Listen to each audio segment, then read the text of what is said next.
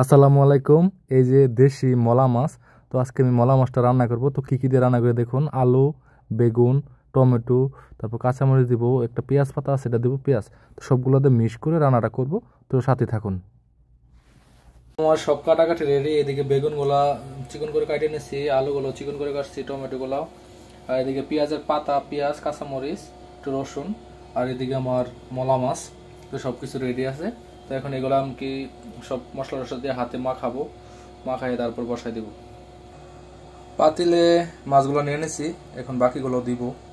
বেগুনগুলো দিয়ে দিলাম, টমেটো আলু দিয়ে দিলাম, তো পেঁয়াজ মরিচ বাকি সব কিছু দিয়ে দিচ্ছি। এখন কিছু গুঁড়া মশলা দিব আর তেল দিব। তো মশলার গুঁড়াগুলো দিয়ে দিলাম, হলুদ মরিচ লবণ। তো মশলাগুলো হাত দিয়ে ভালো করে মাখাই নিলাম। ভালো করে মাখাই নিয়ে অল্প একটু পানি দিছি, পানি দিয়া এখন আর কি বসাই দিব। তো এখন মাখানো শেষ। এই তো রান্না আমার মোটামুটি শেষের দিকে।